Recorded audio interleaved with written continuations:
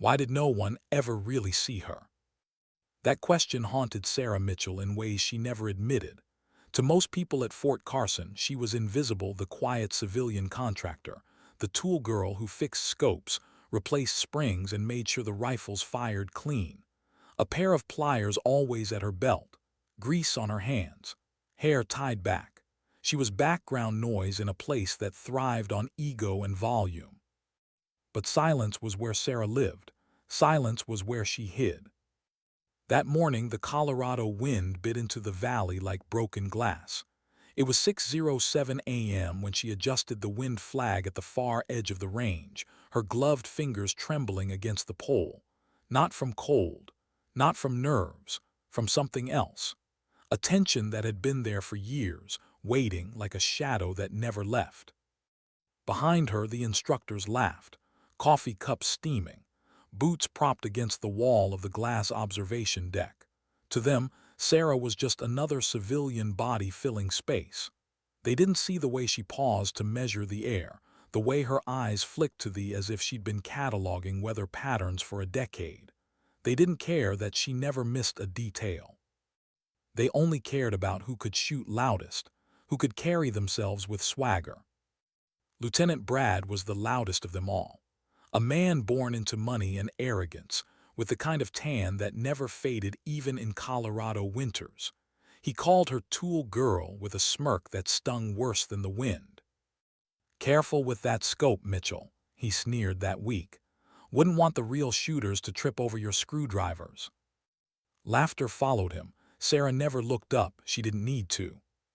Because deep down, she knew something they didn't. Silence carries more weight than noise ever could. That day's training wasn't supposed to matter. A simple demonstration. The M107, a 50 caliber monster of a rifle designed to punch holes through steel at distances most soldiers never trained for. His team had prepared for a shot at 3,200 meters. Long, difficult, ego-breaking distance. But something went wrong. On the very first pull of the trigger, the locked, failure to chamber, cursed and kicked at the dirt, shaking his head like the rifle had betrayed him. Range Sergeant Torres frowned, stepped forward, and without hesitation glanced toward the quiet figure at the far edge. "Mitchell," he called, "mind taking a look?" Sarah was already moving. No hesitation, no words. She knelt, fingers brushing over the breech. A quick inspection, a subtle adjustment, 2 clicks, a rack, chamber check, the purred back to life. But she didn't hand it back. She set it down at position 3, dropped prone, adjusted the bipod like she'd done it 1,000 times before. Scoffed, arms folded. "What's this? Tool girl wants to play hero." Torres didn't answer, he just watched.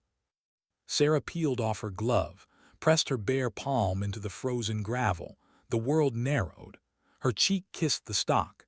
She inhaled slow, like the breath itself carried memory.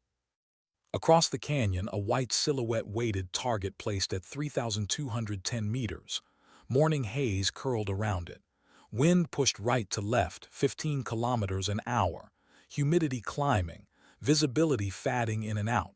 No computer, no spotter, no calculations whispered in her ear, only her. 1 breath, 2, 3. Her finger curled against the trigger, precise pressure, 1.2 pounds. No more, no less. The thundered. Silence followed. 3 seconds, 5, 7. Then red light blinked on the target, center mass, dead center. Not a scrape, not a graze, perfect. No one spoke, not Torres, not the instructors behind the glass. Only silence, heavy, stunned, bone deep. Then finally, Torres murmured what they all were thinking. "Jesus Christ, that's legendary." Sarah stood, dusted her hands, and walked back toward her station without a word. His mouth hung open. One of the cadets stammered something about luck, but no one echoed him. They had seen it. They had seen her. And one man in a long black coat had seen more than the rest. He hadn't spoken all morning, hadn't approached anyone. He just watched from behind the range building 50 meters away. His name was Colonel Jake counterintelligence, former theater officer in Syria, a man known for his silence, his precision, his ability to never blink when others broke. And when Sarah adjusted her sling, her sleeve slid back just far enough. The edge of a tattoo, black ink, a raven with wings extended, 7 feathers. His jaw tightened. He whispered it like a curse, Raven 1. At 1:45 a.m., Fort Carson slept. Snow tapped against the steel siding of the range shed. The moon was nothing but a faint smear behind clouds, but Sarah Mitchell was awake. Cross-legged atop the old water tower, 800 meters from the range, her scope locked on a patch of gravel by the control shed, the one with the broken floodlight. She didn't need to see the man. She already knew he'd come. And when he did, stepping lightly through the snow, she recognized his gait, left foot heavier, combat limp, recent. "Colonel, you're 72 hours late," Sarah said into her headset, her voice calm, cold. "Question is, what does a ghost like you want with a tool girl?" He smiled faintly, looking up at the dark water tower. "You were always impossible to sneak up on." "No," she replied, "you were just predictable." They met in the generator room. Sarah had checked it 3 times for bugs, laid chalk dust on the floorboards to track footsteps, tied a hair across the latch in case anyone had entered before her. Came unarmed, but her M24 leaned against the wall within reach. "You knew I'd come after that shot," he said finally. Sarah said nothing. He slid a file across the table, photographs, ballistic signatures. She flipped through them, eyes steady, until page 7. Her hand froze. Raven 3 dead. 4 days ago, a single shot while jogging in Denver, 2,800 meters, clean, surgical. 7 quarters stacked on his chest. Her jaw tightened. "A message." His voice dropped to gravel, an old warrior's sign, 7 for the 7. Her silence was answer enough. He pulled another photo, this one clear, satellite image, a black SUV in Syria, armored, red mist exploding through the windshield. Damascus. The shot the world called luck, some said drone strike, but knew better. "You," he said quietly. "Operation Blackbird, Damascus shot, 4,200 meters, it was you." Sarah closed the folder. "What do you want, Colonel?" He leaned forward. "Someone's eliminating Raven assets. Quiet, surgical, signature hits was the first. They're coming for you next." The room went still. The name he spoke next was enough to freeze her blood. Vincent. Their handler, the man who once held their lives in his hands, the man who betrayed them. Not military anymore, private, running a mercenary firm called Shadow Hawk. And now he wanted her erased. Sarah turned toward the window. The snow fell heavier now, blurring the glass. His voice cut through the silence. "He wants to erase what we were, what you are."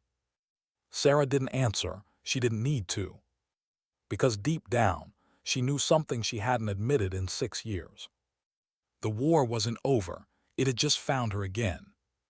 Back in her quarters, the heating unit hummed quietly. Her rifle case sat open on the floor, untouched, but her eyes were locked on the cracked phone in her palm. There was only one number saved under Ghost Protocol. She pressed it. The line connected instantly. "Sarah," a voice answered, calm, steady. "General Hayes," she whispered, her throat tightened. "My cover blown." A pause. Then Hayes spoke the words Sarah both dreaded and expected. "Vincent." "Yes." Another pause, heavier. "Then Protocol 7 is active." Sarah closed her eyes. She hadn't heard those words in years. She knew what they meant. The ghost was awake again. How long could she keep pretending? That question hovered in Sarah Mitchell's chest as she sat motionless in her quarters, the cracked phone still warm in her palm after General Hayes had uttered those words. Protocol 7. The phrase she thought she'd never hear again. The phrase that buried sleep, ordinary life, even the thin veil of anonymity she'd built as a mechanic, a ghost on the sidelines. It was over. Or maybe it was only just beginning. The heater hummed a steady rhythm, but Sarah's mind didn't rest with it. Her eyes shifted slowly toward the rifle case. The latch gleamed in the dim light, but something about it unsettled her. She had touched every inch of that weapon over the years. She could feel misalignment before she even opened the case. And when she did, the confirmation came. Trigger assembly loosened. Not much. Barely 0.2 of a millimeter. Just enough to create hesitation. Just enough to ruin a shot when it mattered most. Her jaw clenched. Someone had been here. Sarah leaned back, listening. Not to noise, but to patterns. The fluorescent lights buzzing above her. The faint click of a vent shifting with air pressure. The soft metallic tick from the radiator. Nothing unusual. But she had learned long ago that danger rarely announced itself in sound. It crept in silence. She grabbed a small UV flashlight and swept the room. There, 3 tiny reflections winked back, the size of a fly's eye, hidden lenses. One embedded in the corner paneling, another tucked inside a fake smoke sensor, a third disguised in a screw head above the closet. Her lips curved into something that wasn't quite a smile. They thought she wouldn't notice. But they'd made one mistake. Faint, smudged against the radiator, size 10.5, Quest 4, European issue, not U.S. military standard. Contractor Mercenary, Shadowhawk's calling card. Sarah exhaled slowly, set the flashlight down, and sat on the edge of the cot. It wasn't fear she felt, it was calculation. By 500, her room was staged, the door left slightly ajar. The hair she'd taped across the latch would break at the first intrusion. A lure, a trap. But Sarah wasn't inside. She was already on the roof, wrapped in a faded cloak pressed flat against the HVAC system. The scope of her spotting optic trained not on open ground, but on the reflection of her own door handle. A sniper didn't just learn how to shoot. She learned how to watch. At 6:43, the hair snapped. Someone entered. Sarah's breath slowed. Her eye stayed on the glass reflection. A shadow moved within her quarters, confident. No hesitation. 3 minutes later, the figure emerged. Civilian clothes, tactical posture, broad shoulders, head shaved. He moved like Delta. But Sarah didn't follow physically. She followed through angles, mirrors, reflective glass. Every step he took was a breadcrumb. By 8:30 a.m., she knew where he was holed up, an abandoned warehouse 15 miles south of Fort Carson. Classic fallback. No digital footprint, no cameras, just walls, rust, and shadows. Exactly the kind of place mercenaries felt comfortable. Tommy Reaper Brooks woke to pain. Zip ties cut into his wrists. A strip of duct tape burned against his mouth. A workshop light glared down at him, harsh and unforgiving. The air smelled of engine oil and dust. And 10 feet away, Sarah Mitchell stood with her arms folded, silent, watching. She waited until his eyes adjusted, until he saw her clearly, until he realized he was alive only because she allowed it. "I know who you are," she said finally. Her voice was calm, almost conversational. "Tommy Brooks, former Delta, retired 2019 after Kandahar, now working for." He didn't answer, his breathing quickened. Sarah stepped forward, peeled the tape from his mouth in one swift motion. "Don't waste my time." His lips cracked into a grin, bloody. He coughed, laughed. "You've got no idea how bad this is going to get." Sarah tilted her head. "Try me." The laugh died quickly. He swallowed hard, eyes narrowing. "Vincent's not just erasing you, he's erasing everything. Files, records, Blackbird, Damascus. He's bought judges, buried evidence. He owns people now, but you're the last loose end." Sarah's face stayed stone, but inside a knot twisted in her chest. "Why now?" she asked. Tommy's grin returned, thinner, sharper. Because Raven 3 is dead. The words hit like a blow to the ribs. Sarah didn't move, didn't blink. Gone. Tommy leaned forward, savoring it. 2 days ago, Denver Park, one shot, 338, quarter coin stacked on his chest. 7 coins. 7 feathers. The old mark. Not ritual, warning. Sarah's fists tightened. You were there, she said quietly. Tommy didn't answer. Sarah picked up a rusted wrench from the table, set it down in front of him with deliberate slowness. Not threat, reminder. One last chance, Reaper, where? His jaw worked. Finally, the truth slipped out. Idaho, he set up shop in the mountains, but he's not alone. He's got a dozen on you, contractors, no fingerprints, no oversight, and he's already got your name. Sarah stared at him for a long moment. Then she pulled another strip of duct tape across his mouth. Not because she wanted to hurt him, but because she was done listening. The next 72 hours moved like war. Danny Martinez, former Navy intel, Shadow Hawk sniper, dead in his car before dawn. A .300 Win Mag round through the windshield at 1,800 meters. Demolitions. His hotel door exploded at 3:14 a.m., rigged with his own C4. Clean, surgical. Alex, hand-to-hand specialist. He caught her trail near Grand Junction. 7 minutes of brutal combat in a deserted alley. Sarah walked away with a dislocated shoulder. Alex didn't walk away at all. Each time she left something behind. A photograph of the body, a message scrawled in red ink. 6 years late, but I keep my promises, R1. Back at Fort Carson, stared at the photos on his desk. Torres stood beside him, arms folded, silent. She's gone rogue, said. His voice carried no anger, only recognition. Torres shook his head. No, sir, she's doing what you trained her to do, what we couldn't. That night Sarah sat alone in a trailer outside Cheyenne, her shoulders strapped, her rifle across her knees. The names in her notebook were nearly gone, only 5 left, and then. Who left them to die in Syria? Who fed them intel that turned into ambushes? Who traded their lives for his politics, his money, his power? Now he wanted to scrub the world of his sins by erasing the people who remembered. Sarah wasn't fighting to survive anymore. She was hunting for justice.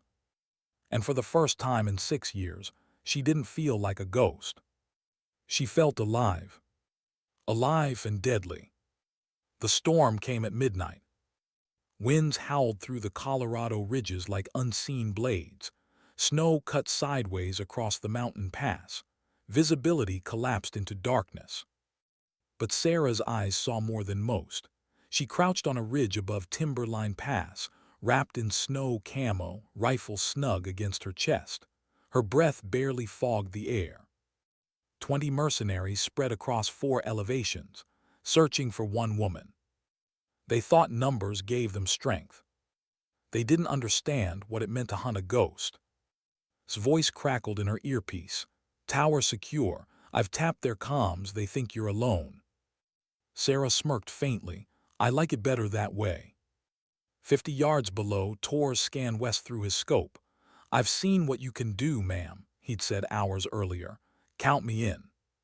She hadn't asked for help, but she hadn't sent him away either. People like Torres knew the weight of silence, the price of trust. Through static's voice sharpened. They've reached the ravine, splitting 5 west, 8 north. Sarah didn't answer. She was already moving. Low crawl, breath measured, rifle pressed against heartbeat, every step memorized. The first kill came fast. One of his men paused to light a cigarette. A mistake that lasted 2.3 seconds. Sarah's round caught him through the orbital socket. No scream, just snow swallowing his body. The cigarette ember winked out. Jesus, Torres whispered through comms. Sarah didn't reply. She didn't have to. By 1:43, 4 more were down. Different angles, different elevations, no return fire. His voice came through low and steady. He's starting to panic, asking why nobody's answering.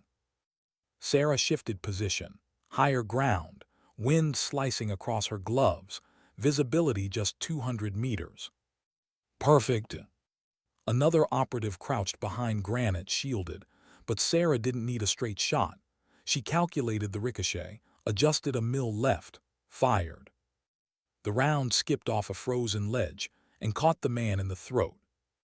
Heard the scream over comms, his voice barked orders: pull back, regroup, fall back, point. He thought he could reset the board. He didn't realize the board was already hers. Sarah exhaled, 16 left. And she was only getting started. What did it take to erase a ghost?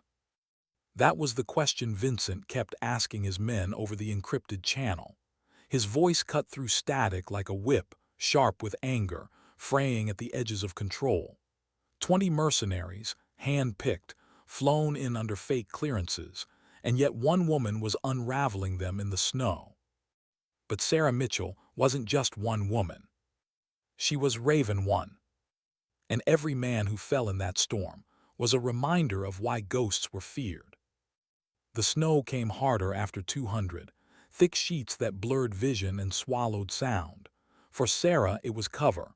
For men, it was suffocation. His calm voice slipped through the calm line. They're spreading thin, 15 left. They've lost contact with west flank. Torres exhaled slowly. Ma'am, you want me to push forward? Negative, Sarah whispered, barely moving her lips. Hold position, watch their comms, feed me angles. Her heart was steady, no adrenaline rush, just rhythm, training, silence. She slid down the ridge, boots wrapped in dampening mesh, each movement flowing like water. She paused near a cluster of rocks, body merging with the white, her rifle angled down toward a ravine. Two silhouettes trudged through the snow below. Their formation was off, too much space between them. Panic had already fractured their discipline. Sarah adjusted 2 clicks right, breath in, exhale. One shot, the first man dropped instantly. The second froze, spinning, weapon raised. Too slow. Her next round cut through his chest plate. He collapsed in the snow beside his partner. She didn't wait to watch them bleed. She was already moving again. Inside his temporary command shelter, Vincent slammed a fist against the table. 5 gone, I want her pinned. His operations chief, a Brit named, stayed calm. She's cutting them off in pieces, sir, picking angles, classic Raven playbook. Sclair could have burned through steel. Then rewrite the playbook. She won't keep her pace forever. But deep down, knew something he refused to admit aloud. He wasn't fighting a contractor with a rifle. He was fighting the ghost he had created. At 2:37, his voice crackled through Sarah's earpiece. They're trying drones again. Thermal sweeps, 2 airborne. Sarah crawled into shadow, pressing herself flat against a granite ledge. Heat signatures only worked when you were warmer than your surroundings. She slowed her breathing, let her body cool against the stone, let snow bury her shoulders. The drone passed overhead, its faint hum slicing through the storm. Then a shot echoed, not hers. Tor's voice came, drone 1 down. Sarah smirked faintly. Another hum. She raised her rifle slowly, tracked the faint silhouette against cloud cover and fired. The drone exploded midair, raining sparks against the snow. His voice carried the edge of a smile. Nice timing. But Sarah wasn't smiling. She knew what came next. When technology failed, mercenaries turned savage. At 300, they tried to smoke her out.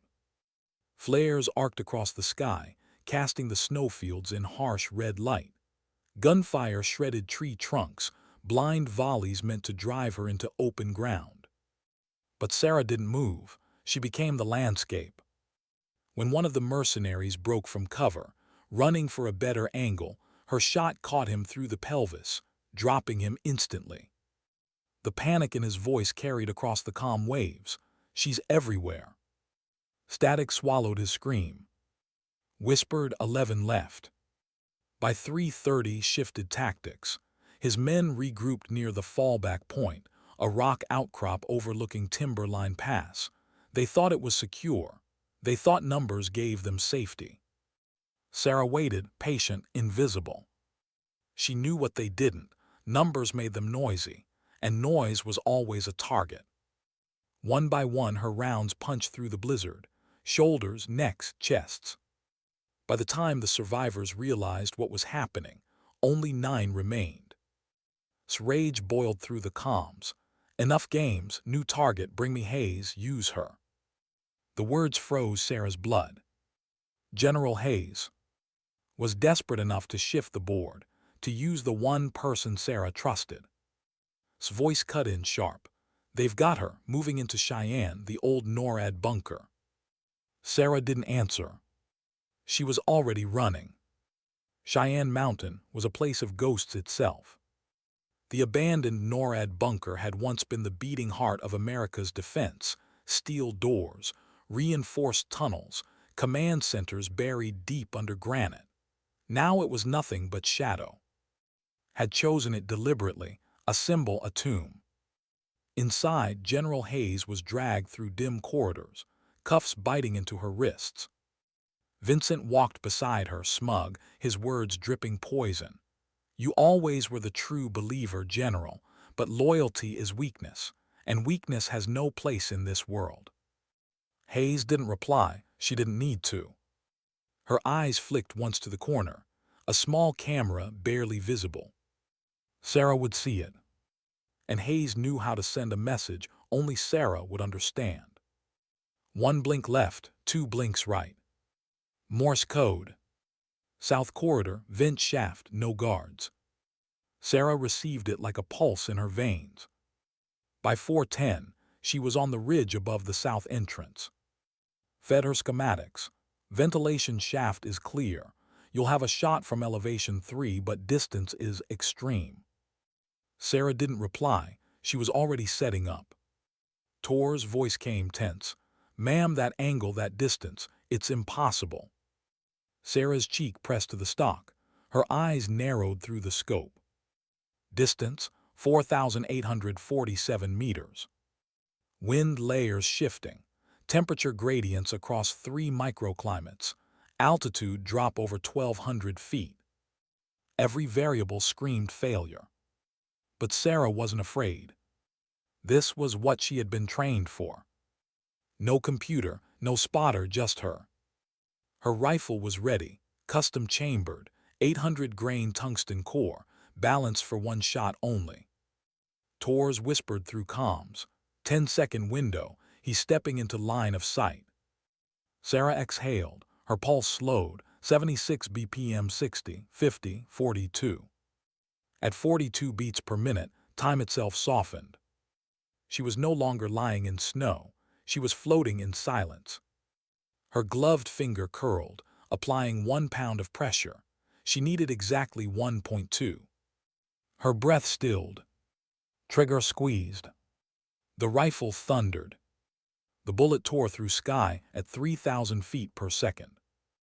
Time stretched into eternity, 6.8 seconds, each heartbeat slower than the last. Inside the bunker, raised his voice. There's no way she can make that. The round shattered reinforced glass, split his sternum in half, dropped him where he stood. Hayes didn't flinch. She looked directly at the camera. Target down. Raven 1, you just made history. Back on the ridge, Sarah exhaled into the snow. Her body stayed prone, her eyes still locked through the scope.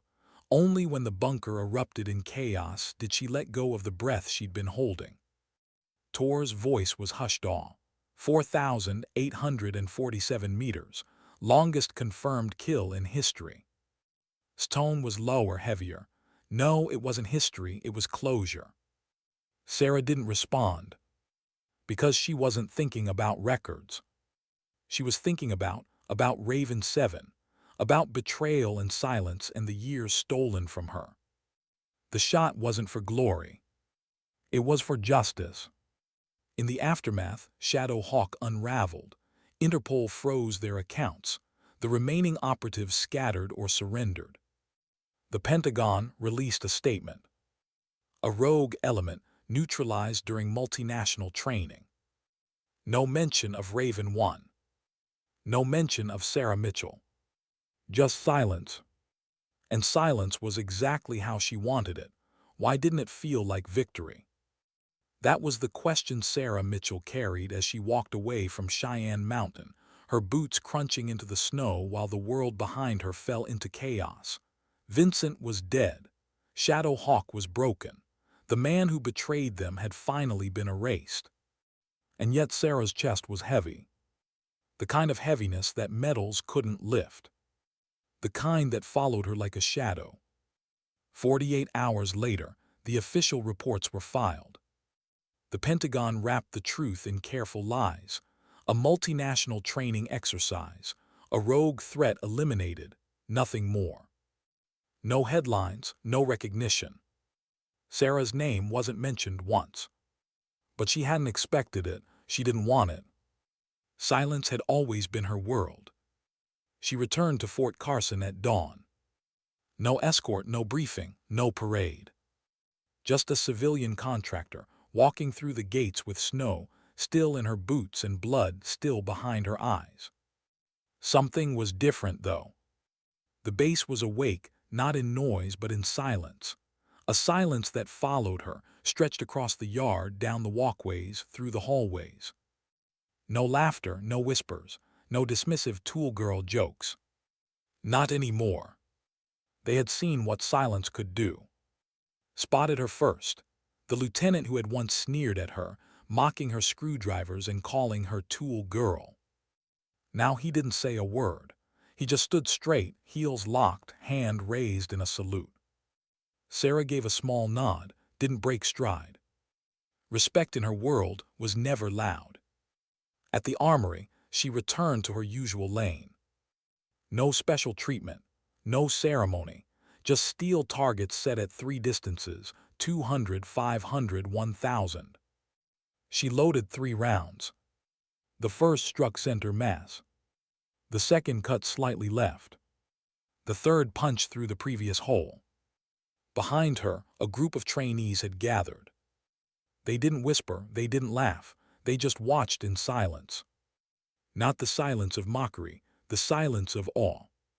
Torres stepped forward, arms crossed, a grin tugging at the corner of his mouth.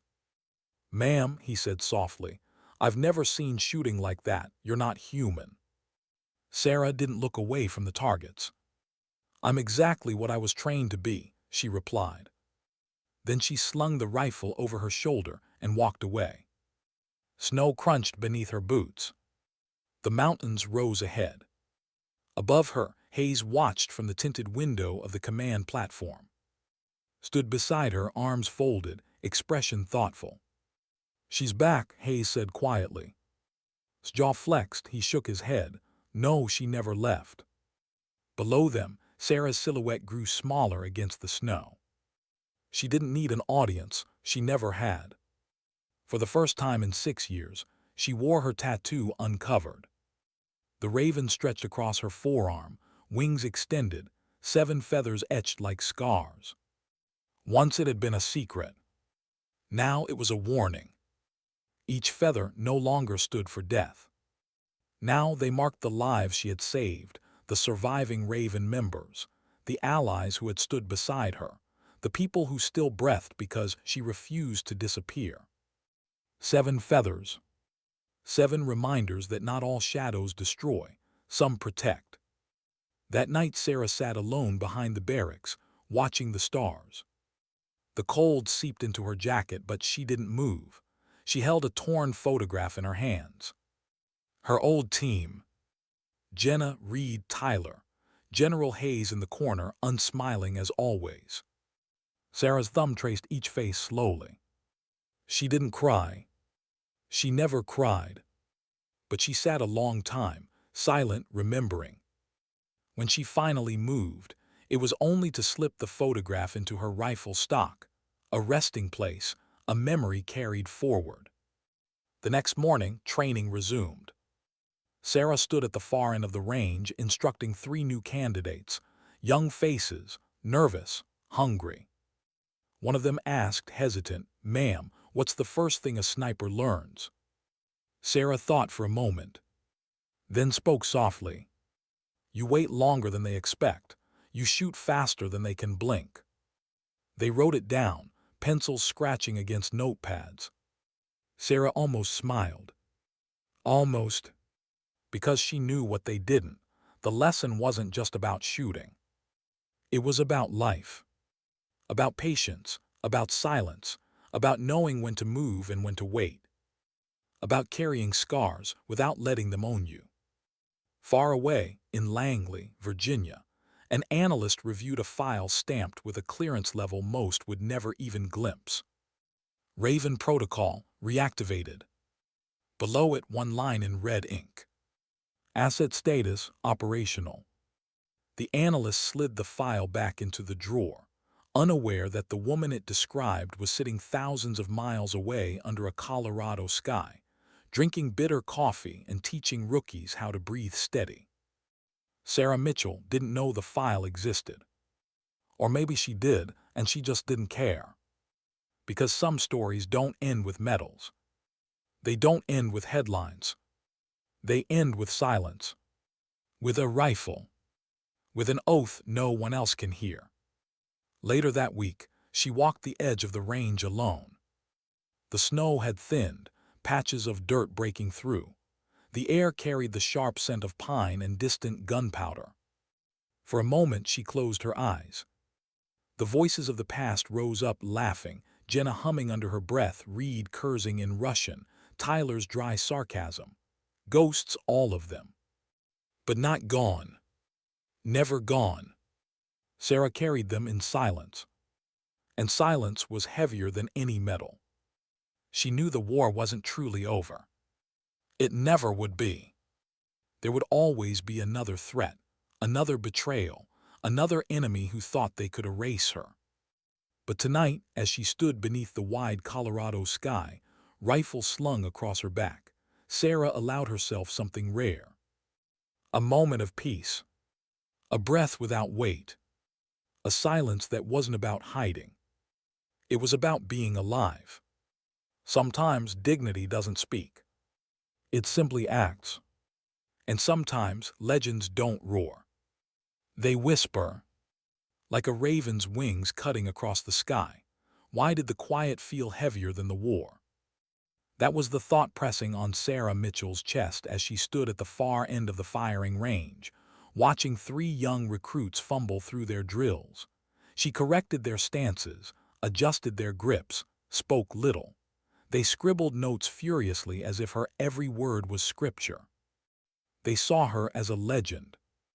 She only saw herself as a survivor. Days bled into weeks. The snow on the mountains thinned, giving way to brittle earth and pale grass. On base, routines returned, drills at dawn, chatter in the mess hall, the endless hum of trucks and generators. But Sarah's world was still different. No longer mocked her. He gave her distance, his salutes crisp, his posture sharpened as if to erase the memory of his arrogance. The instructors didn't laugh behind glass anymore. They watched her with a caution they didn't understand. Even the rookies knew. They didn't whisper when she passed. They fell silent. Not from fear, from reverence. But reverence was just another weight. At night, Sarah couldn't sleep. She lay in her cot fully dressed, boots tucked neatly by the door, rifle case within arm's reach. The heater hummed, the vents creaked, the same pattern she had memorized years ago.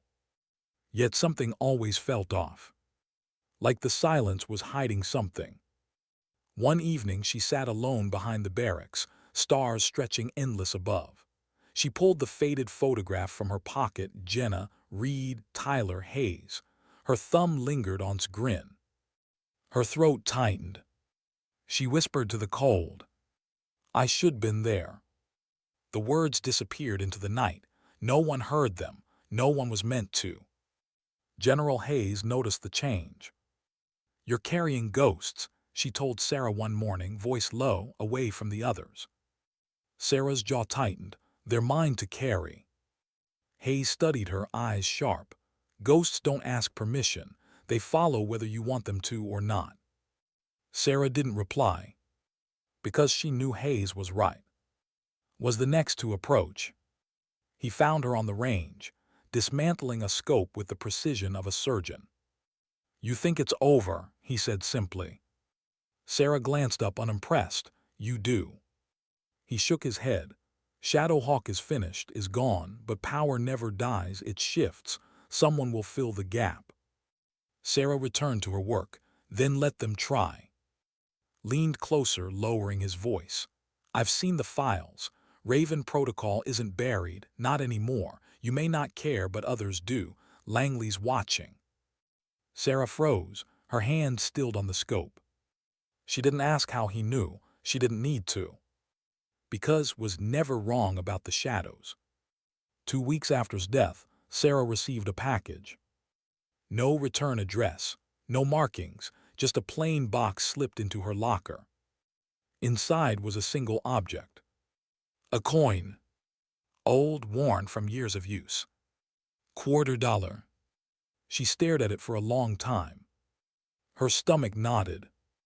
The ravens had once marked their fallen with 7 quarters stacked neatly. A sign, a warning, a promise. Had been found with them. Now someone had left one for her. That night, Sarah sat in the barracks back lot, coin turning between her fingers. Who had left it? Who else knew the symbol? Shadowhawk was gone. But ghosts had a way of surviving. She tucked the coin into her pocket, her mind running through every possibility. A survivor. A betrayer. Or something worse. The answer came quietly. At 200, a knock at her door, not a fist, not urgent, just 3 slow taps. Sarah's hand slid to the rifle beside her cot. She stayed silent, listening. Another 3 taps, same rhythm. She rose without a sound, bare feet soft against the floor, rifle angled low. She opened the door. And froze. Standing there, thin, pale, eyes hollow but alive, was Jenna. Raven 2. Sarah's breath caught. She hadn't seen Jenna in 6 years. Not since Damascus.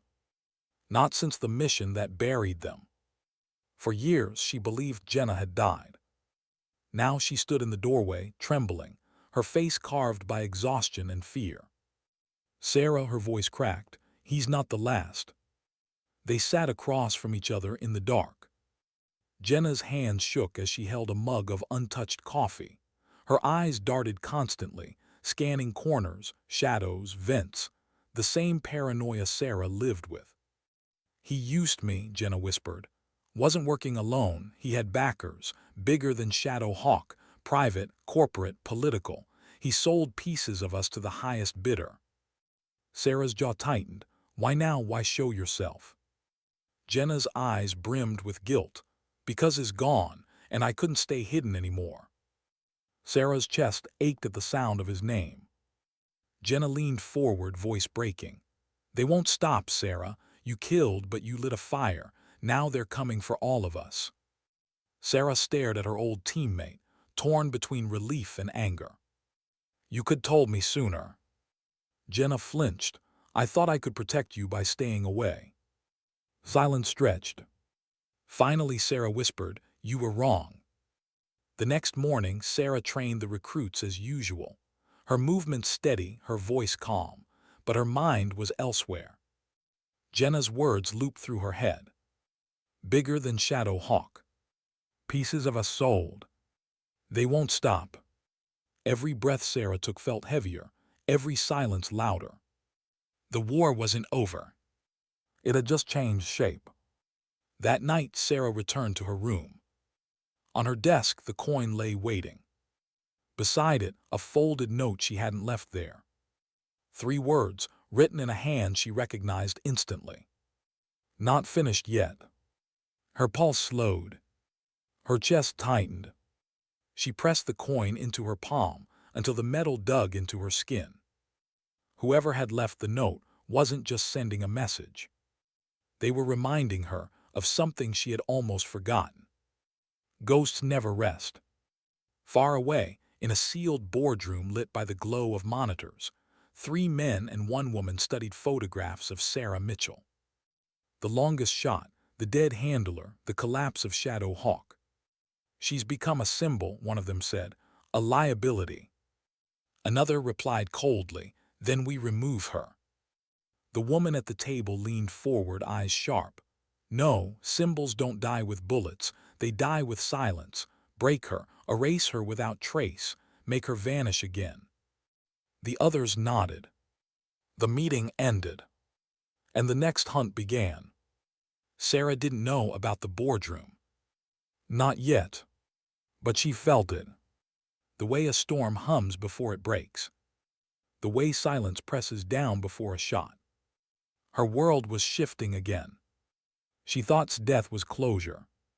Instead, it was just a door opening to a deeper shadow. And for the first time in weeks, Sarah felt something she hadn't allowed herself since Damascus. Not anger, not grief, but fear.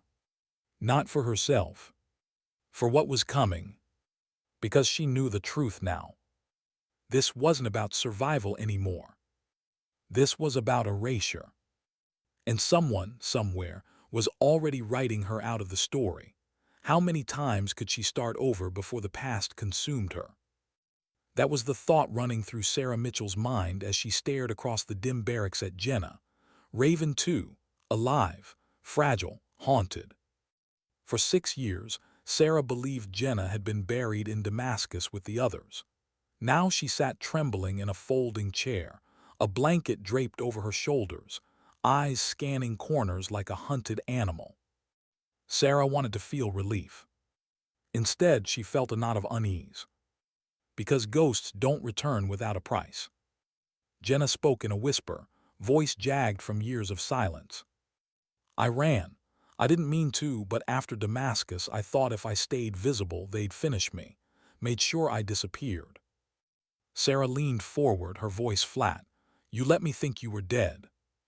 Jenna's eyes filled with guilt. "I thought it was safer for you that way." Sarah didn't reply. She just stared at the table between them, the worn coin still resting in her palm. 7 feathers, 7 lives, and 1 missing all this time. Over the next hours, Jenna's story unfolded in pieces. Hadn't been the architect, not fully. He was a handler, yes, but also a middleman. The real weight came from higher, a network of private contractors, defense firms, politicians who fed missions into the Ravens' hands and profited from their silence. "They didn't just use us," Jenna said, her eyes hollow.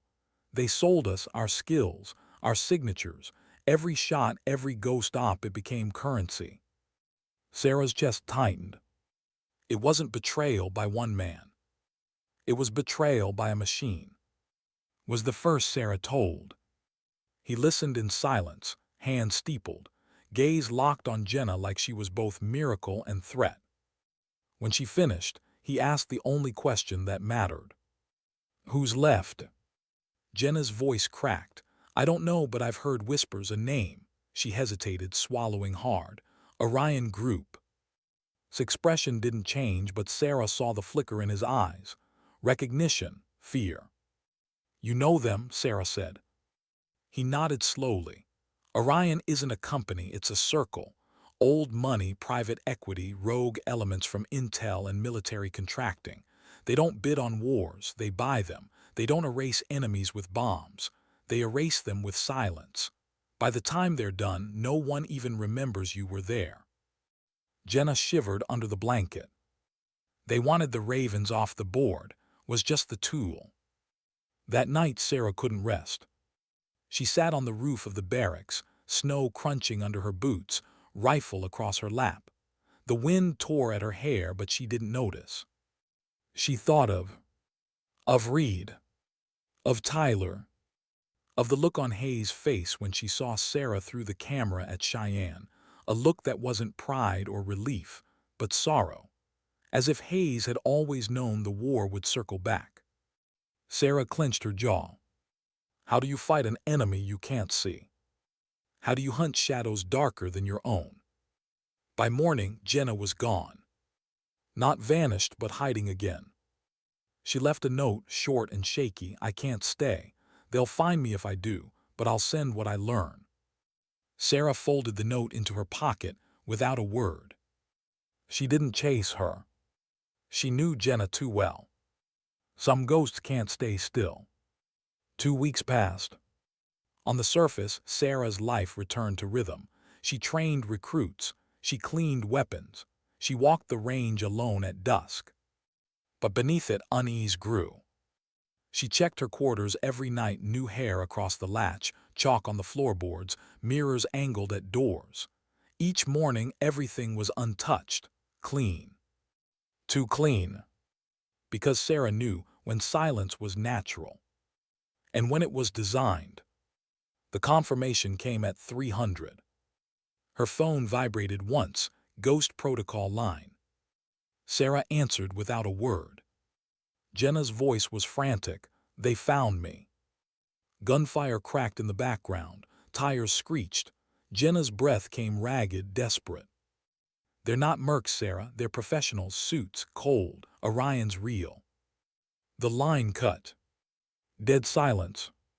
Sarah sat motionless, phone against her ear, pulse slowing instead of racing.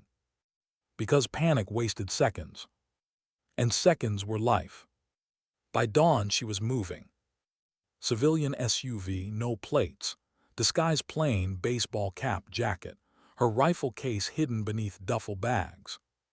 Tried to stop her. You don't know what you're walking into. Sarah buckled her, eyes cold. Then I'll find out. Torres appeared at her window, concern etched in his face. Ma'am, you can't do this alone. Sarah's lips curved faintly. That's the only way I've ever done it. The SUV rolled out of Fort Carson, tires crunching over frost, carrying her into another storm. The trail led north, past Denver into Wyoming. Jenna's burner pinged once before it went dark, a motel outside Cheyenne. Sarah parked a mile out, approached on foot. The room was empty. No Jenna. No belongings. Just a smear of blood on the carpet, and a message carved into the wooden nightstand with a blade. R1. Her own mark. Left for her.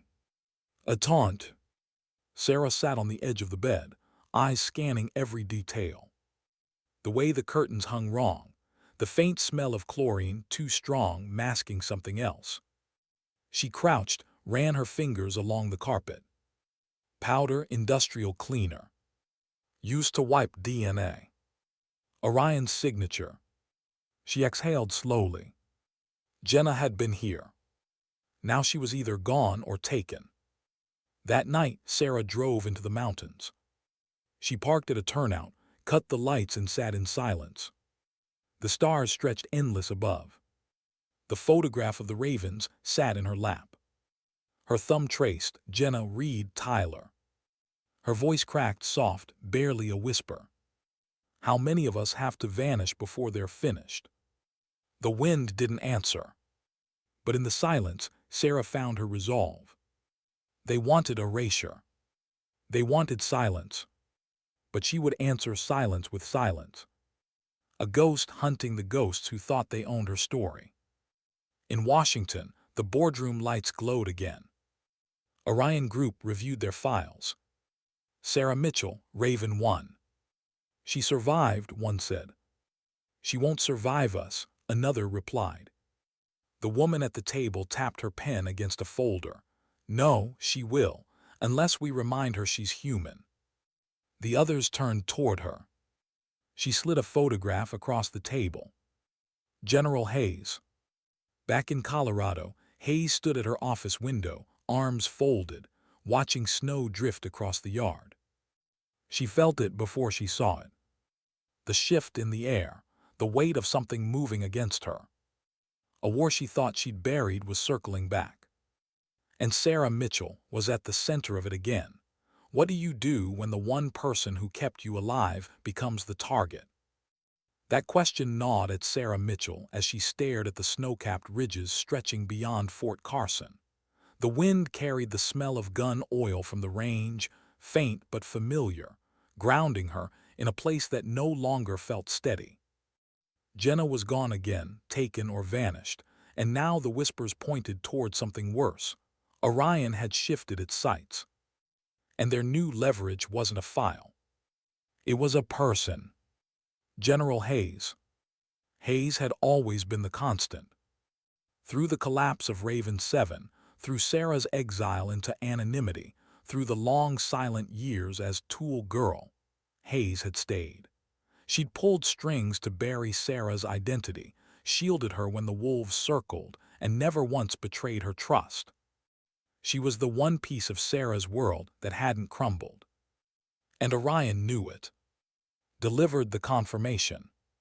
He stepped into the armory where Sarah was adjusting the optics on a recruit's rifle.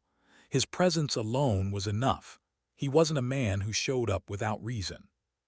"They've moved," he said quietly. "Hayes has been flagged. Orion wants her alive, not dead, alive." Sarah's jaw tightened. "For what?" His eyes didn't waver. "Control. They think if they take her, you'll break." Sarah's hands froze on the scope. She didn't look at him, didn't blink. Because she knew was right. Hayes wasn't just a general. She was Sarah's tether, the one proof that trust could survive betrayal. And if Orion wanted to use her as leverage, they weren't just after Sarah's life. They were after her silence. At 200, Sarah couldn't sleep. She sat at her desk, the raven tattoo stark in the lamplight, her forearm resting on a map of Colorado. Pins dotted the mountains, motels, highways, the trail Jenna had left behind before she vanished again. The coin sat at the map center, cold, heavy. Sarah rolled it between her fingers, listening to the faint metallic click. It was a reminder. A warning. A promise. Her mind looped back to Damascus, to falling, to Jenna disappearing, to Reed and Tyler buried under rubble. Every ghost pressed against her ribs. And now Hayes. She whispered into the quiet. "You don't get to take her." 2 days later, Hayes received the first message. Her office door was left ajar when she returned from a meeting. Inside, everything was untouched except for a single envelope on her desk. No markings. No seal. Just one sheet of paper. Typed cold. "You are leverage. Stay still or she dies first." Hayes read it twice, folded it, slipped it into her pocket. When Sarah found her that evening, Hayes was standing on the balcony, the wind snapping her uniform jacket against her frame. "They've marked you," Sarah said simply. Hayes didn't turn. "I've been marked before. This isn't the same." Now Hayes looked at her, eyes hard. "I know." Silence stretched between them. Finally Hayes sighed. "I should pull you out, move you, erase you again." Sarah shook her head. "That won't stop them." "Then what will?" Hayes asked.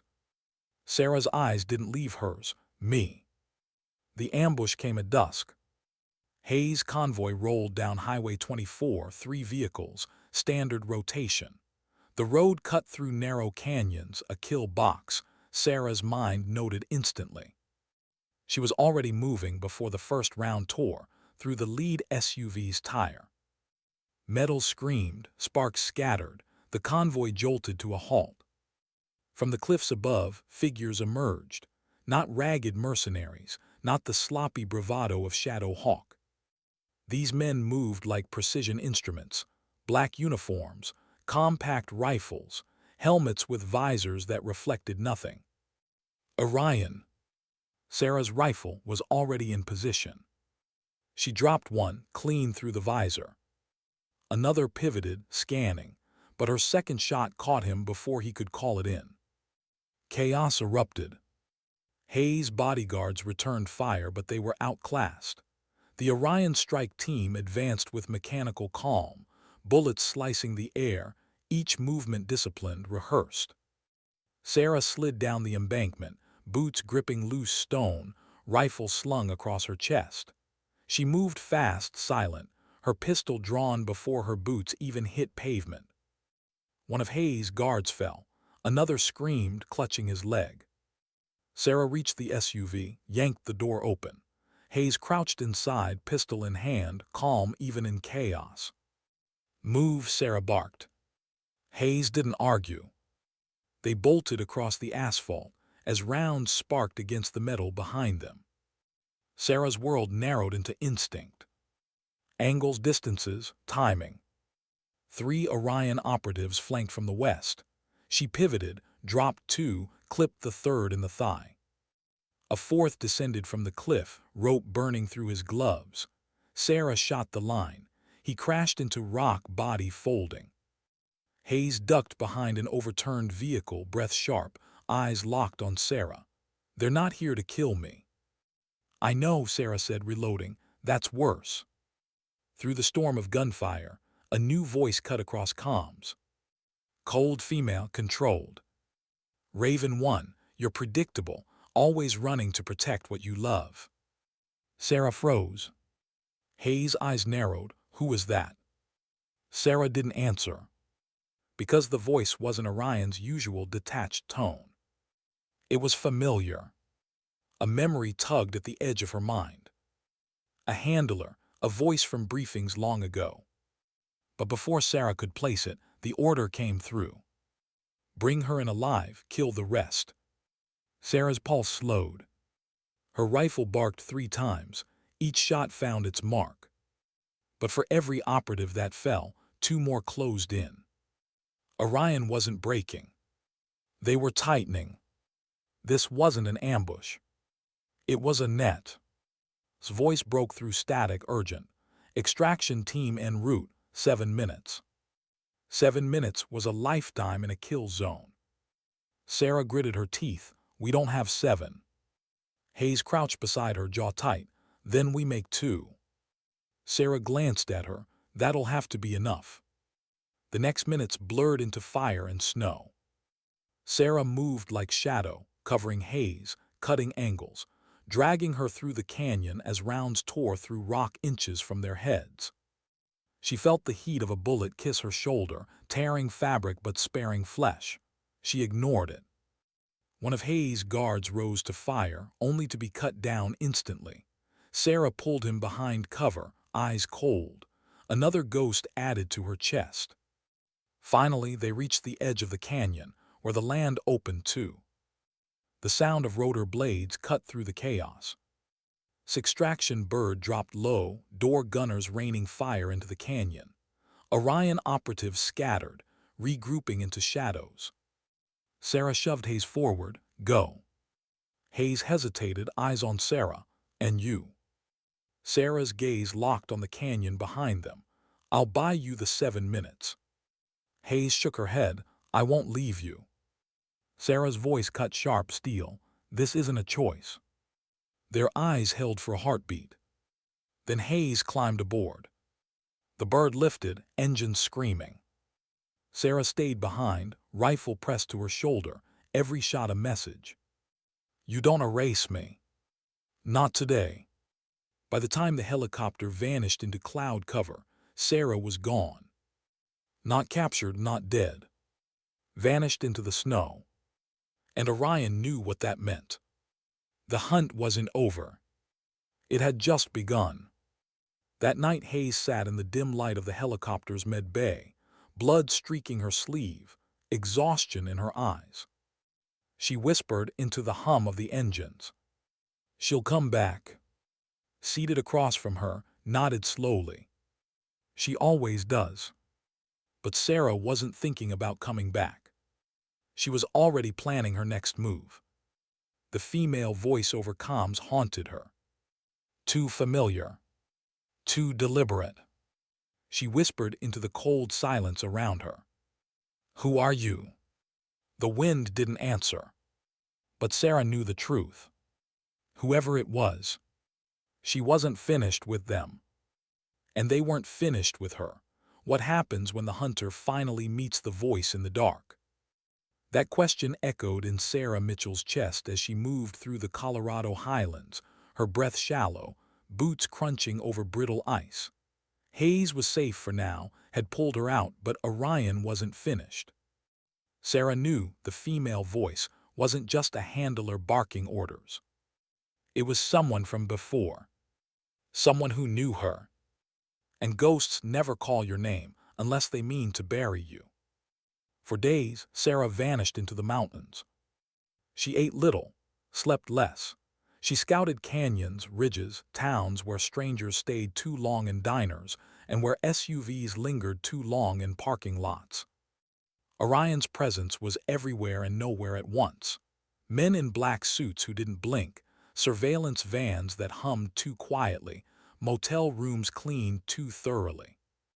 Sarah tracked their movements like footprints in snow. Every trail bent back to one place. Cheyenne Mountain. The old bunker again. It wasn't coincidence. It was theater. They wanted her there.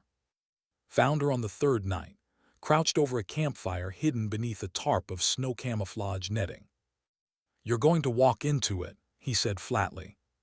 Sarah didn't look up. "Yes. They want you alive. They'll cage you, erase you, bleed you out until nothing's left." Sarah fed a stick into the flame, her jaw tight. "Then I make sure I'm not the one who doesn't walk out." Studied her a long time. You can't kill a machine by shooting its gears. Sarah finally met his eyes. "I'm not here for the machine. I'm here for the hand turning it." At 200, she entered Cheyenne. The bunker was silent, stripped of the chaos from weeks before. No bodies, no shell casings, no shattered glass. Just polished floors, humming lights, and the echo of her own footsteps. The silence was designed. A stage. And at the center, she finally heard it again. The voice. Cold female, familiar. "Raven 1, you always did arrive early." Sarah raised her rifle, scanning. "Step out." A figure emerged from the shadows. Tall, composed. Dressed not in combat gear but in a dark suit, heels clicking softly against concrete. Her face caught the light. And Sarah froze. It was Ward. Once their mission coordinator. Their handler during Raven Ops. The woman who fed them targets, extracted them from fire, whispered corrections into their ears from 1,000 miles away. Sarah had trusted her voice more than anyone's. Until Damascus. Until the betrayal. Ward's eyes gleamed with something between pride and sorrow. "You kept your edge," she said softly. "I wasn't sure you would." Sarah's voice was low, steady. "You left us to die." Ward tilted her head. "I preserved you. I saw what was coming and I gave you a chance to live invisible. 6 years, Sarah. 6 years of silence. That was my gift." Sarah's grip tightened on the rifle. "Reed, Tyler, you call that a gift?" Ward's expression hardened. "Collateral. Raven 7 was never meant to last. You were too good, too precise. You became dangerous not to enemies but to the people funding you. I kept you alive because you were the one worth saving." Sarah's stomach turned. "Worth saving, you sold us." Ward stepped closer, heels echoing in the vast empty bunker. "I elevated you. Do you think a 4,847-meter shot makes history without the right eyes watching? Do you think justice happens without leverage? I put you in their crosshairs because I knew you win, because I needed them to see you." Sarah's heart pounded in her ribs, but her voice stayed like ice. "You needed them to see me. For what?" Ward's smile was thin. "Because symbols don't die with bullets. They live when the machine fears them, and now they fear you." Sarah lowered her rifle slightly, eyes narrowing. "So what am I to you, pawn, weapon, or warning?" Ward's gaze softened. "You're the one proof that silence can fight back. Join me, Sarah. Orion doesn't need to be your enemy. From the inside, we could reshape it. Control what wars exist. End the ones that don't matter. It's power you could use for good." Sarah's jaw clenched. The offer cut deeper than a threat. Because for one flicker of a second, she thought of Reed. Of Tyler. Of all the names that could have been spared if someone like her had steered the machine, instead of being crushed by it. But then she thought of Jenna's eyes, wide haunted, and Hayes standing unflinching on that balcony, the wind snapping her uniform. Sarah lifted her rifle again. Her voice was steel. No, power that erases isn't power worth holding. The silence that followed was heavier than any gunshot. Ward's expression flickered anger, then pity. "So be it," she whispered. From the shadows, Orion operatives emerged, a dozen, rifles raised, boots in perfect sync. Sarah didn't move. Her breath slowed. Her pulse dropped. 42 beats per minute. The space between seconds, where silence carried more weight than fear. She fired. The bunker erupted.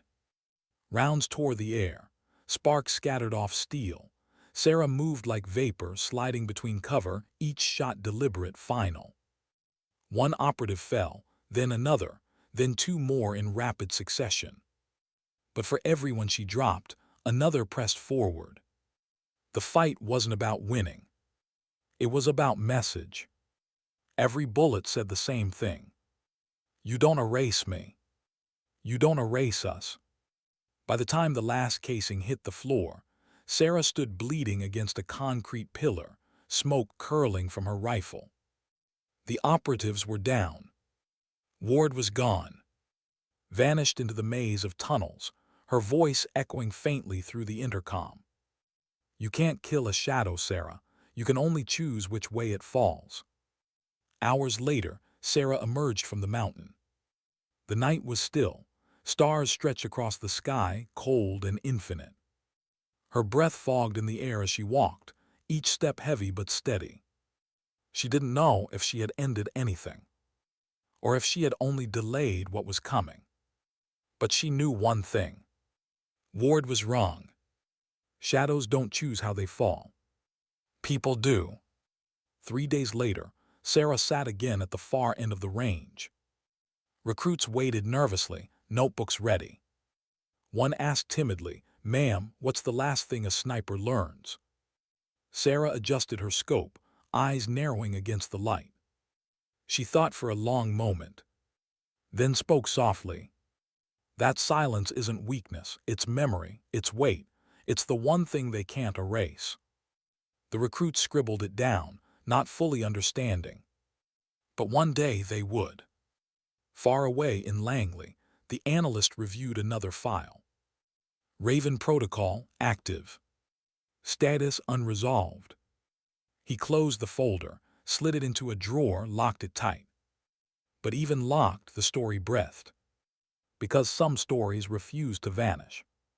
That night Sarah sat outside the barracks, snow melting into mud, stars hidden by clouds. She pulled the faded photograph from her pocket. Her thumb traced, "Reed Tyler, Jenna Hayes." She whispered into the dark, "You're still here, all of you." The wind carried her words away.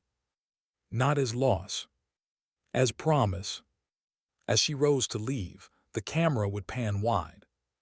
Sarah walking alone toward the rifle slung across her back, her silhouette small against the vast canvas of mountain and sky.